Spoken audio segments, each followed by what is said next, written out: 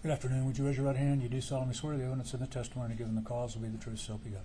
All right. Have a seat over here. Adjust that microphone if you need to. Mr. Turner, you may proceed. Thank you, Your Honor.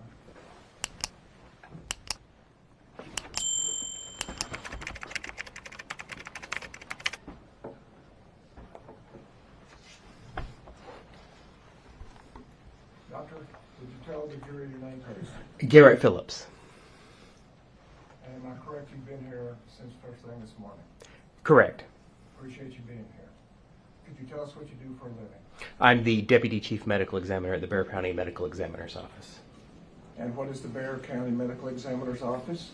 The Bexar County Medical Examiner's Office is a county office statutorily established by the laws of the state of Texas to investigate sudden, unexpected, and unnatural deaths within Bexar County.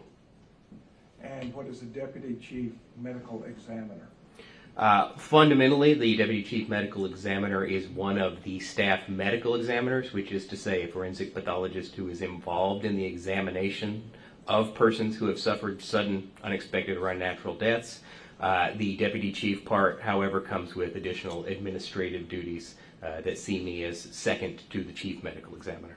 And further on definitions, you said both forensic and pathologist, is that correct? Correct. Could you start with pathology and what that is? Pathology is a specialty of medicine. It is divided into two subspecialties, anatomic and clinical pathology. Anatomic pathology is the study of tissues removed from a human body. Those may be as small as individual cells in the case of cytopathology, all the way up to the entire deceased body, as in autopsy pathology. Clinical pathology is the study of fluids removed from the body and tested in a laboratory setting. That is ultimately the specialty of pathology. And how does forensic pathology differ from pathology? Forensic pathology is a subspecialty within that area of anatomic pathology that I mentioned. Forensic pathology does prominently involve autopsy pathology, and as I said, that is a subspecialty primarily involved with the investigation of sudden, unexpected, or unnatural death. Could you tell us about your training that has qualified you as a forensic pathologist? After completing my undergraduate studies at Baylor University, I completed my medical doctorate degree at Baylor College of Medicine in Houston, Texas. That was 4 years. Following that, 4 years of anatomic and clinical pathology residency, also at Baylor College of Medicine, and following that, a year of forensic pathology fellowship training at the Bexar County Medical Examiner's Office. And when did you conclude all of that training? 2015. 2015? Correct. And so since 2015, what have you been doing?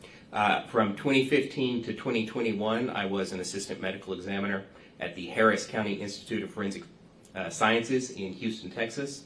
And then I returned to be a deputy medical examiner at the Bexar County Medical Examiner's Office at the end of 2021. It was in the end of 2022 that I became the deputy chief at Bexar County. And you said that as a forensic pathologist, autopsy is one of your primary tools? That is one of the primary tools that we will use in investigating death. And is that used in investigating cause of death? Yes. And how many autopsies have you conducted? Between 2,000 and 2,500 as a staff, and that's going to include cases in which I supervised one of those forensic pathology fellows in training. So both hands-on as well as supervising other pathologists? The pathologist in training, correct. Very good. And when an autopsy, an official report is presented, is that reviewed by other pathologists? Yes. And tell us about that review process. In our office, each autopsy report is co-signed by the chief medical examiner. The exception, of course, is if the chief medical examiner performed the autopsy, in which case I will review that autopsy and co-sign it. And so in reviewing somebody's autopsy, how do you do that? When reviewing the autopsy from another individual, the key is going to be going through the autopsy report, going through all of the ancillary documentation such as the investigative report, and as well going through any photographs. Again, this is going to vary depending on the complexity of the case, but ultimately the review is geared towards whether or not you agree with the original pathologist's conclusion of cause and manner of death. So when you said that a second person signs off, it's not just a matter of signing their name? It is confirming that they agree fundamentally with that cause and manner of death. And does that require reviewing both their findings as well as the photographs and to see if you agree with what they have decided? Certainly at least the findings, yes. At least the findings. And so that is a common practice of forensic pathology to review other pathologists' work? That is our procedure at the office. And can you tell us on May 24, 2022, did your office get involved in a number of autopsies? We became involved. And tell us about that. How did you become involved? As I mentioned, our office is statutorily established to investigate deaths within Bexar County. On occasion, we may be requested and, depending on the circumstances, be able to assist with the examination of decedents who have died in other jurisdictions. In this case, our assistance was requested, and so we were able to fulfill that request. And how many, approximately, were all of the autopsies in this case conducted by one pathologist? No. Was it a number of pathologists? It was. But is it my understanding you volunteered to step up and review all of those autopsies so that you could testify to this grand jury? This jury. I did review these. Okay. And after reviewing those autopsies, were you able to reach an independent opinion as to cause of death of each of the children involved? Cause of death, yes. And are you here to testify about those things? Yes. Okay. It's Your Honor, not for the record, we won't have any objection to Dr. Phillips testifying on behalf of the work everybody else did, and of course the independent work he's done in that. So. Thank you. And if we could start with our state's exhibit 739, and I believe we're going to try to go. Is it my understanding that y'all labeled these children not only by number but also alphabetically so that you could keep up with them? There was, based on my understanding, an initial alphabetical assignment. However, those were fairly rapidly, I would say, converted into more formal medical examiner case numbers that we will generate routinely within our office. Okay. And did you take photographs then to identify these children both by number and alphabetically? Yes, I believe that was done. And so I would like to start with State's Exhibit 739. Your Honor, if we could just, I mean, at this time, what they're about to show this jury is going to be incredibly distressing, and we're just kind of starting into it. We just have a warning for them that they know what we're about to see. And I don't mind explaining that, Your Honor. Okay, go ahead. As to these photographs that we're about to see, I just want to ease everybody's mind. These are not photographs of wounds, is that correct? There's been some things that have happened. Okay. Let me explain then. We are going to be limited. We are limiting our questioning to you and to description of wounds in your opinion as to cause of death, which wounds caused death, which wounds did not cause death. But as far as photographs, we're not going to be showing photographs of those wounds. I understand. Fair enough? Which is not to say you didn't review those photographs. Is that correct? Correct. But nonetheless, we are going to show photographs of the child so that we may identify those children as per what the endowment requires. Is that fair enough? Understood. So we will have a photograph of both the child alive as well as a clothed photograph of just the face of the child. Fair enough? Understood. And you're familiar with those photographs? Yes, sir. Okay. And so now if we could start with Exhibit 739, Uzziah Garcia.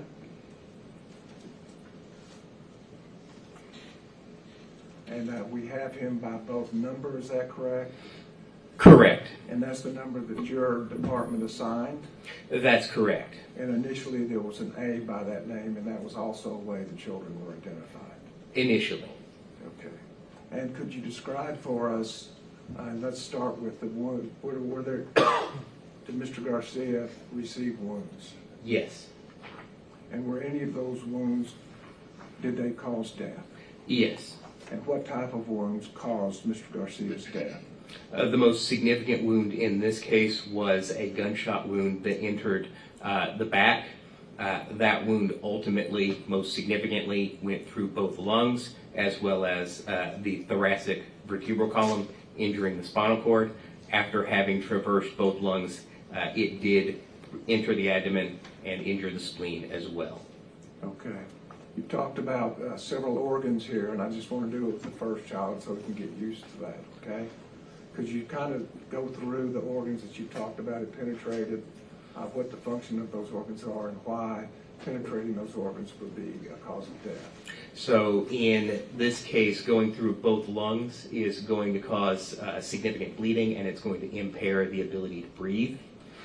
Going through the vertebral column and transecting the spinal cord is going to cause a loss of sensation and motor function below that level at the thoracic level.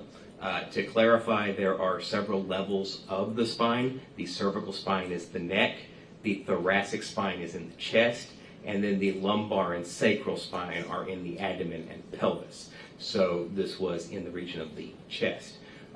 The splenic injury, the spleen is a vascular organ, and so that would be expected to also contribute to the bleeding in addition to the lung injuries. And could you show us just generally on your body the general direction or pathway of that Yes. gunshot wound? So this wound entered in the back relatively high here, and it's going to go across and end up in the abdomen somewhere around here. And in your opinion, that a gunshot wound caused his death? Yes. And were there other wounds that he suffered? There was an additional wound. Could you describe that for us? That was a entrance wound of the chest. However, only a projectile fragment was recovered, and that wound path was very superficial. So it would not have led to death? That wound was much less significant, and yes, I could envision that wound not leading to death. Any other findings of significance to share with this jury? There were some other apparent ballistic injuries or fragmentary impacts on other parts of the body. And could you explain those for us? Anytime a projectile fragments, which at least one of these fragments did, or anytime there are other projectiles that have been fired in the vicinity that have fragmented, those can bounce or ricochet off of nearby structures, or they can perforate nearby structures and cause blunt impacts to the body that would cause these sorts of ballistic fragmentary injuries. And so whether the bullet passed through another object or ricocheted off of it, you can't say? Not given these findings, I couldn't be more specific. And also, as far as distance determination, are you able to determine how far a weapon was from a body when the body received that gunshot wound? In some cases, yes. And in this case, was it very limited, the times that you found somebody with a very close gunshot wound? In this specific case, I could not definitively say that there was evidence of close-range firing. However, the reason that those other ballistic or fragmentary impacts can be important is because those can, on some level, mimic close-range firing, and so that will complicate the evaluation. So in this case, I do at least have those fragmentary injuries, but I don't have anything that I could definitively say was close-range. And could you tell us how you determine distance and what the different levels of distance are when pathologists are looking at gunshot wounds? Your Honor, I'm sorry, if I could make a recommendation just to reduce the secondary trauma that can be suffered. If we can just, we don't have to have the picture up while we're talking about distance and things like that. If we can have the picture, take it down, and then picture for the next one, I think it would be appreciated. It's their case. However you want to proceed, Mr. Turner, go ahead. Our problem is the PowerPoint just moves to the next child. You can I click guess the we button. can, Click the button and it goes you on. can click it off. That's fine. That's fine. Good, proceed. And we were talking about distance determinations. Can you tell how far a weapon was from the body when the body received the wound? Correct. So in some cases that is possible. When a gun is fired, the bullet obviously is going to exit the muzzle of the gun. However, more than just the bullet will also exit the weapon. There can be particles of burning and unburnt gunpowder, as well as residues of combustion. If the gun is fired in close enough proximity to the skin, those additional items can sometimes impact or deposit upon the skin. And so those findings that we would most typically look for would be soot, which is an amorphous grayish black residue that is the products of combustion, that's the smoke coming out of the gun, or powder tattooing, which are relatively relatively punctate abrasions that are caused by the burning and unburnt particles of gunpowder striking the skin and abrading it and embedding into the skin. Beyond that range, it is possible for gunpowder to deposit on the skin, although because it lacks mass, it can no longer abrade the skin. In addition, under those ranges, if the muzzle of the gun is actually directly in contact with the skin, we can see contusions, abrasions, or lacerations associated with the muzzle of the gun on the skin. And is there a name for if the muzzle is on the skin? That would be a contact wound. And what are the other classifications? The other classifications would be near contact, depending on how much you want to lump or split. Something that's relatively near contact would probably be expected to have soot. That is, and this is a very fuzzy number, somewhere in the vicinity of the first 12 inches away from the muzzle. Now again, many variables are going to affect the actual distance, so the only real way to get a harder number than what I'm providing is to test fire the actual weapon against a witness panel with the actual ammunition used. But again, as a rough guide, about a foot. For powder tattooing, somewhere in the range of 3 to 4 to 5 feet is where powder tattooing will cease. For gunpowder particulate deposition, a very broad range, anywhere from 9 to 21 feet, gunpowder particles can begin to cease being deposited on the skin. As we move beyond that, we will have no evidence of close range firing. Some people would call that distant, although it's also reasonable to call that indeterminate because, again, depending on many of these variables, there may be different reasons why you're not seeing evidence of close range firing. Thank you very much. And so we had talked about the wound that caused death. We also talked about a chest wound, and you were talking about this third kind of abrasive wound. Is that correct? So in this case, there were the fragmentary injuries. Fragment wounds. I'd next turn to State's Exhibit 740. If you could display that. Mr. Rogelio Torres. And is that your autopsy number 1380? Correct. And is there a wound depicted in State's Exhibit 740? A wound is seen. And what's the nature of that one?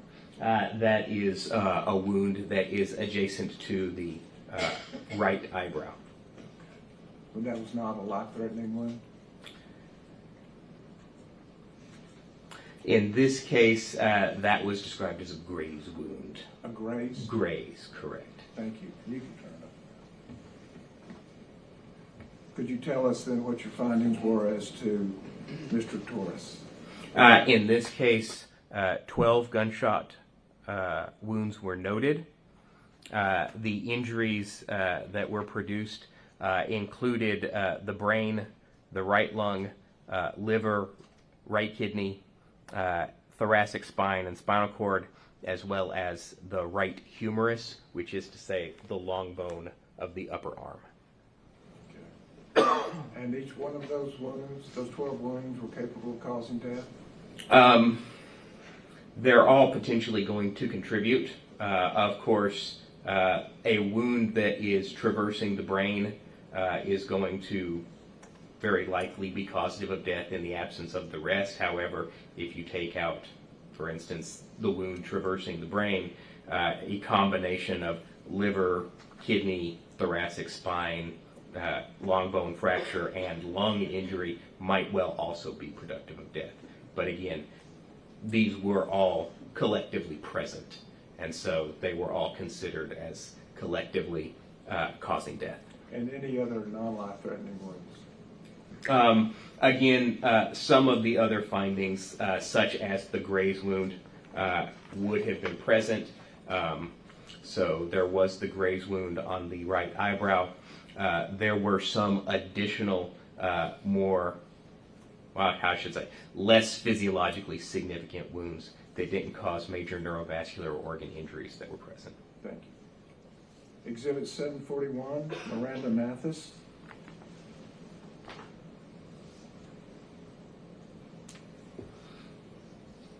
Yes. Could you tell us what your findings are in regard to Miranda Mathis? In this case, there were 12 gunshot wounds. The significant injuries included the heart, both lungs, the liver. There were injuries to the cervical spine and spinal cord, that is, again, in the neck, skull base fractures, and there were injuries to the larynx and trachea, that is to say, the windpipe, basically, as well as the pelvis. And any non-life-threatening wounds? There were some additional injuries that, again, the ones that I described are the ones that are sort of the most physiologically significant. There were some additional. Let's just stay with those unless you find a wound that you consider significant as to whether or not it was a contact or close contact, something that would make it different from the other wounds you're describing. So in this case, there were 3 of the gunshot wounds that in this case did demonstrate the gunpowder tattooing that were mentioned. And there was some additional gunpowder tattooing on the right hand. And does that suggest range? So this would be indicative of close range firing. And that would be? That would be the powder tattooing, so as we described it, the intermediate range. And the distance would be about what? As I said, somewhere in the vicinity of that 3 to 4 to 5 feet is when that begins to cease, so I would expect under that. But in order to get a better number, it would be necessary to test fire the weapon with the ammunition used. So somewhere around 3, 4, 5 feet away. That's where it ceases. And So if it's present, it's somewhere within that. Closer than that. Correct. Thank you. State's Exhibit 742. Alethea Ramirez. Correct.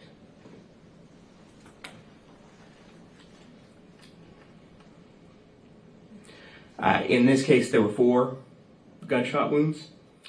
There were injuries to the brain, both lungs, the aorta, left femoral vein, the pelvis, and left femur. The femur is the long bone in the thigh, and an injury to the trachea. And those were the significant findings. Those were the significant injuries, yes. And each of them were gunshot wounds. Gunshot wounds, correct. Thank you. Exhibit 743. Vea Bravo. Correct. In this case, the decedent had 8 gunshot wounds. The significant injuries included the brain, the major neurovascular structures of the right forearm, and the left upper arm, and fractures of the right radius and ulna. Those are the long bones within the forearm. And any of those sufficient in themselves to cause death? Certainly the brain injury, yes. State's Exhibit 744, Ileana Torres. Correct.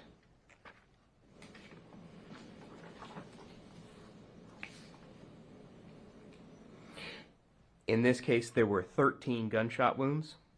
There were injuries to the heart, the left lung, the left upper arm vasculature, the liver, the facial bones, cervical spine, and the left humerus. And was it a combination of the wounds or just a single wound that caused the death? In this case, the heart wound itself would probably have been sufficient, but the rest were significant as well. Thank you. State's Exhibit 745, Layla Salazar. Correct. I've already taken Sorry. it down. That's Could okay. I see that real quick? Yeah. Just confirm the number. Yes, thank you.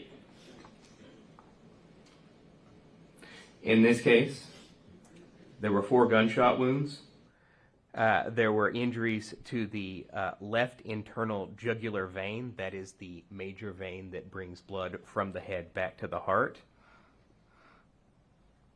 In addition to that, there were injuries to the left lung, the cervical and thoracic spine and cord, the tibia, which is the long bone in the shin, and there were skull fractures with intracranial bleeding, that is to say bleeding surrounding the brain, even though in this case the projectile did not traverse the cranial cavity. It went close enough to cause bleeding inside the head. It passed enough energy in to cause bleeding inside the brain. Correct. 746, Annabelle Rodriguez.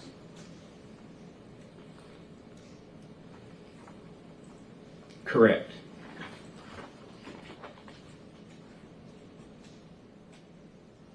In this case, there were 5 gunshot wounds. The right carotid artery and jugular vein were injured. Again, the carotid artery takes blood to the brain. The jugular vein returns it from the brain. Both lungs were injured, and the thoracic spine and cord, as well as the larynx, were injured. Likewise, with the injuries to the cord, what you will sometimes see is that blood will then enter the cranial cavity. So there was some subarachnoid hemorrhage, which is a type of bleeding inside the head surrounding the brain. Thank you. J.C. Luavanos, 747. Correct.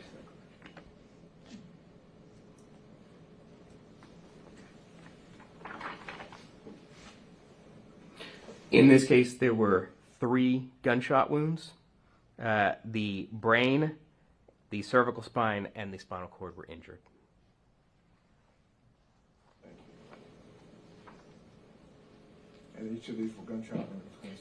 These are all from gunshot wounds. All the wounds that you've described for us are gunshot wounds, is that correct? That's correct. No other weapon caused any injury to this child?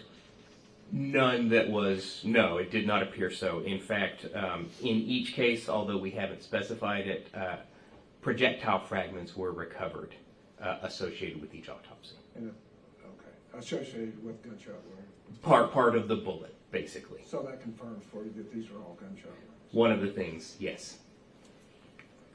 Exhibit 748, Ileana Garcia.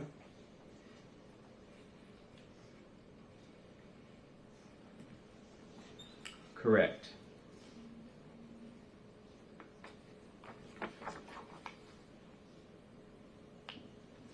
In this case, there were 5 gunshot wounds. The skull was fractured, again with that same type of bleeding inside the head, subarachnoid hemorrhage. There were also injuries to the right axillary artery and vein. The axillary artery and vein are the major blood vessels that run from the chest into the arm.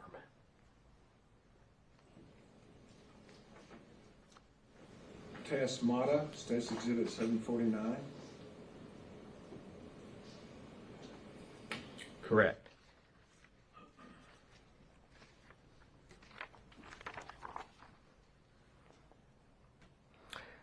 In this case, there were 5 gunshot wounds. The internal injury was the brain. Okay, could you explain that a little bit more? Yes, there was an entry wound of the face that did traverse the cranial cavity. There were additional injuries of the back, buttocks, and left upper extremity. However, these did not cause significant internal organ injuries. Thank you. Matthew Rodriguez, 750. Correct.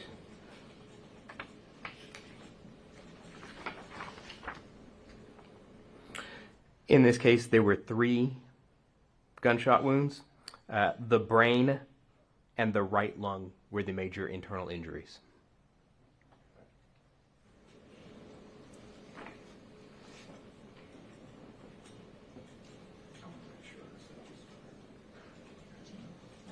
Jayla Seguero, number 751. Correct.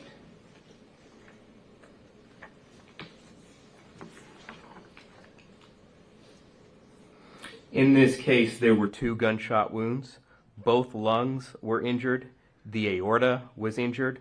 The aorta is the major blood vessel that comes off of the heart and carries blood to the remainder of the body. And the thoracic spine was also injured. Thank you. State's Exhibit 752, Amory Joe Garza. Correct.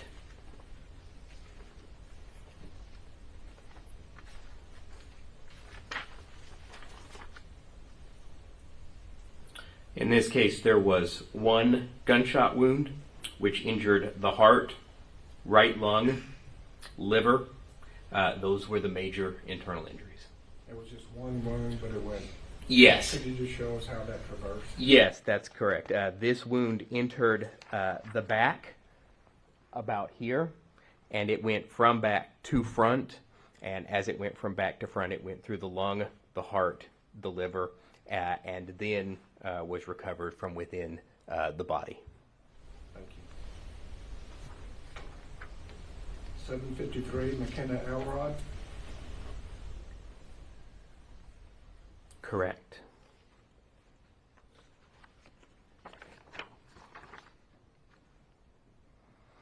In this case, there were 4 gunshot wounds.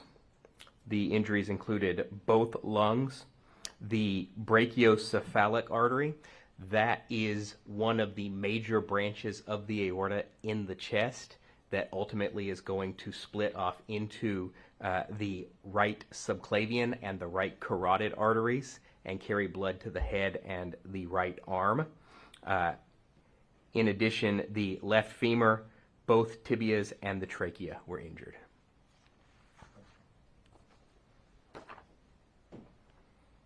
Exhibit 754, Alexandria Rubio. Oh, I'm sorry. Sorry. Go too quick. Correct.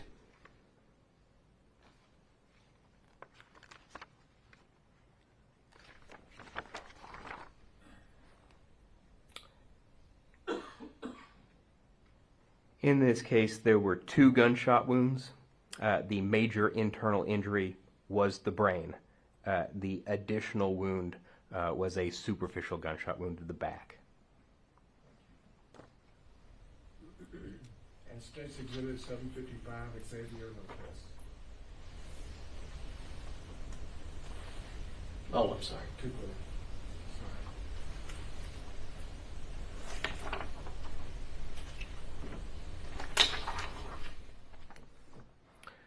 Correct. In this case, there were 3 gunshot wounds. Both lungs were injured, as well as the thoracic spine and spinal cord. In addition, there was a wound that perforated the scalp. It did not go into the cranial cavity. However, it did cause bleeding inside the head, subdural and subarachnoid hemorrhage. Well, I should say, let me back up. It could have contributed to that bleeding. In addition, the injuries to the spinal cord lower down could have contributed to that bleeding. Thank you. And is that the final report on the children that y'all did pathology on? No, I have a couple more. Of children or? Yes. Okay, could you share with us your next one? My next one is case number 22-1399. And can you tell us about that, and I'll come back with the name. My apologies. Yes, in that case, there was a single gunshot wound that injured the heart, both lungs, and the aorta. This case also demonstrated soot. And what does the soot mean? So the soot is the close range firing that is, again, within that 1 foot distance. Thank you. And your final autopsy? The case number is 2022-1400. Okay. And we'll provide those with a future witness. Yes. In this case, we had a single gunshot wound. That was a wound of the head injuring the brain and skull.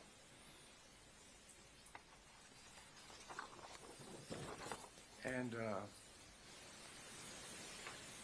thank you for doing all the work that it took to make these findings. Let me ask you, if I'm pushing too far, I don't mind going to somebody more familiar. But as a pathologist and reviewing the photos in this case, are you comfortable testifying that these were all children under 15 years of age? Judge will stipulate to it. I believe we have a stipulation that these were all children under 15 years of age. Yes, Your Honor, we will. Pass the witness. Okay, then court will take judicial notice of the stipulation. Pass the witness. Your Honor, I guess before I start, I just ask out of respect for the children and their families that this exhibit be sealed by the court, that it cannot be accessed by the public, that it stays with the court, because I believe that would be necessary to present. I had already instructed the court reporter as to that, so. Yes, Your Honor. I didn't know you had, but I appreciate you doing so. Dr. Phillips, you and I, we know each other, actually. Yes, sir. I'll tell you this, I hate to see you here, but I do appreciate what you did to document what that monster did to those children, and I'll pass the witness. That's all, Your Honor. Is he excused, not subject to recall? Yes, Your Honor. Mr. Goss? No, Your Honor, we don't need him for recall. All right. Thank you, Doctor.